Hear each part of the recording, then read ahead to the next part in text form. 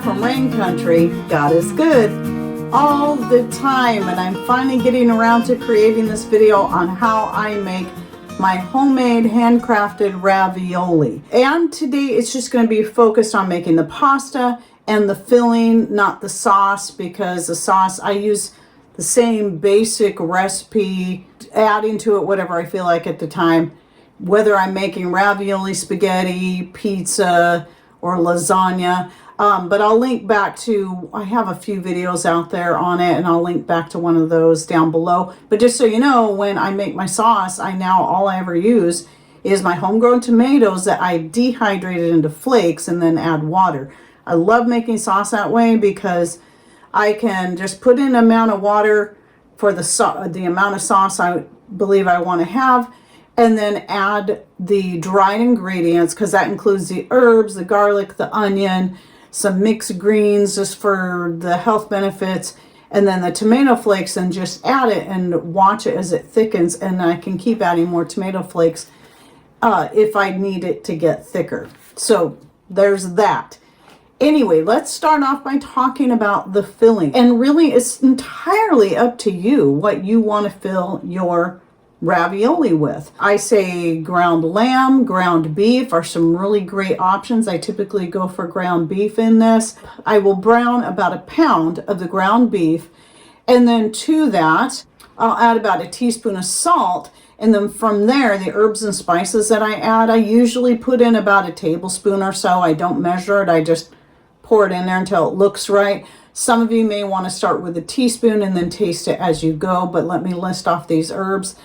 So that'd be like the granulated garlic, granulated onion, rosemary, basil, oregano, and fennel. You can add a little pepper to that if you would like as well. I add that in there after I get the meat all browned, mix that in well, and then I'll add in some grated Parmesan, I say, and I like using like fresh Parmesan in this case because it has a far more mild and better flavor than the dried stuff you buy in the shaker thing. And again, it's going to be a matter of choice. I would say I'd probably put in about a half cup maybe of the grated Parmesan into the meat, mix that in well, and then I take an egg, kind of make a well in the ingredients, and then take an egg. You can also put this in a separate container and beat it separately because you want to beat an egg. Usually I'll just do it right in whatever I'm adding it to, and then beat it in there, and then mix it all in well so that it will,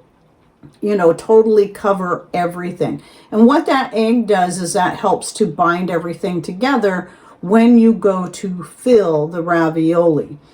Now, I went ahead and made that up the day before. Typically what I'll do is I'll even make the whole ravioli the day before, so it has a full 24 hours to dry. But that's going to be dependent on the types of flours you use, and if you have a cool place to lay those out to dry, because they are going to have the meat in them and eggs, so that can be a concern. This time around, I just started the ravioli early the next morning because it can be a long, tedious process, probably depending on how you do it. Now, I know some Italian ladies may roll it out in one big thing, put the filling in there, and just fold it over and cut it, and that might work better. I was trying to do that, but it's just not within my comfort zone. So I'll get to that in a minute, how I do it.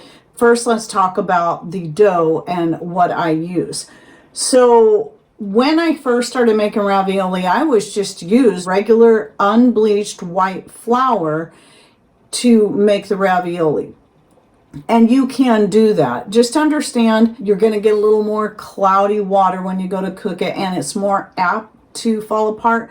But generally speaking, they tend to still hold together pretty well. You're still adding egg to the dough. This time around, I did a half and half blend of the semolina flour and the unbleached white flour. So I did a cup of each. What you got to understand is that when you go to work with it, the semolina flour it's a drier flour. I don't know how else to explain it, but it is much harder to work. It can take a lot longer. I think My guess is it probably took me about twice as long making the ravioli with the blend of the two, but I found the end results to be much better, and so it was worth the extra work, because when I went to cook them, they held together much better. It just had a better overall texture. So I would say this last batch of ravioli I've made, even though I've been making it for years, it's not something I do often though because of the work involved. I would say they were some of my very best ones I've ever made. If you're new to this, to working with something like this, I would say start off with just your unbleached white flour. It is important though, it is unbleached white flour and not your standard white bleached flour you buy in the store, because that will not hold together at all. So it's got to be the unbleached, and preferably organic if you can get it. So what I do is I put the flour directly on the board that I'm working. You can do this in a bowl, but I just pour the flour on there, make a well in the ingredients. And I added, for every cup of flour, I put in an egg. Now you can put 2 eggs for each cup of flour and mix the water. And so it just depends on what you want to do. I think the next time I do it and try it with a semolina, I'm going to do 2 eggs for each cup. So that would be 4 eggs. But in this case, what I did was I did 2 eggs, and then I put in about 2 tablespoons of oil. So a tablespoon of olive oil for each cup. And then at least 2 to 3 tablespoons of water for each cup. I kind of added it as I went and then started hand mixing it all together. So I actually started with a fork to beat the eggs in, and then added in the oil and the water, and then kind of mixed it that way and then eventually use my hands. You can use just your hands to mix it. A lot of people will just do it that way when they're making their pastas. And then from there, once I had it all kneaded and it was holding together well, then I cut that into 8 parts, somewhat equal, and then set those aside, working 1 part at a time. And I rolled each part into a strip. Now what I found works best, especially when you're working with this heavier flour, is kind of press it out a little bit.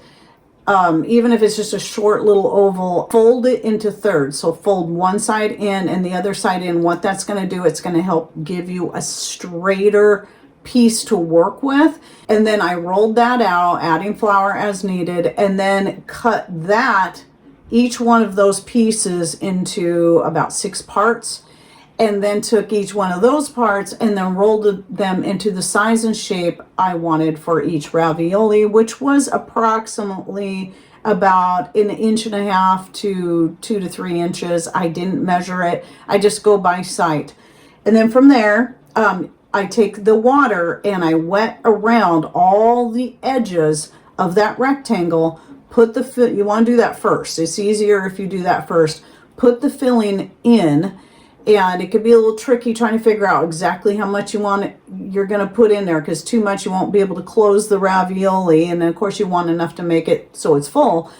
And then you fold that over, then take a fork and then just press down all the edges that way. That's going to help it to hold together. So the water and the fork, pressing with that. Another thing you can do, just for an added finished look to each one, it adds more work, but it does give it a nice finished look, is getting a little cutter like this, where you see how it's wavy, and it's just a roller, and then just cut each of the edges, the 3 edges, and then it just makes it look really nice. You'll have some little pieces you can tear off, and I just ended up feeding those to the chickens. And so it probably took me at least 2 hours to do all of that. And then what I did was I laid it out on a board and I allowed them to dry for several hours. Now here's the other thing I found out about the semolina flour is that because of the type of flour it is, the pasta dries much faster than your standard unbleached white flour, where I usually gave that, maybe about 24 hours. This will dry faster, so it only really needed about maybe 4 hours. I think I left it. Maybe up to 6. I cannot remember. But it's not that they have to be fully dry. You just kind of want the surface of them to be somewhat dry. What that's going to do is that's going to also help them hold together better when you go to throw them into your boiling water. So then when you go to cook your ravioli, what you want to do first is, well, the first thing I'm going to talk about is just, this is going to be options. So I fill my pan with the water, and then I like to add about a teaspoon of salt to the water, a couple tablespoons of olive oil to the water. That will also help prevent sticking. And then about a half cup of my homemade wine. It can be any wine. It can be, if you're buying the wine, I suggest going with a white wine in this case. And that just adds a nice flavor to the pasta as it's cooking. Stir it in good. Then you're going to want to bring that to a hard boil before you start adding your pasta. And then when you start adding the ravioli, you're going to just put it in one at a time. It can be immediately one right after the other, but you don't want to just pour them all in there because they're going to be, again, more likely to stick. So I like to put them in one at a time. Just shoot like that. Just keep going one at a time into the boiling water until they're all in there.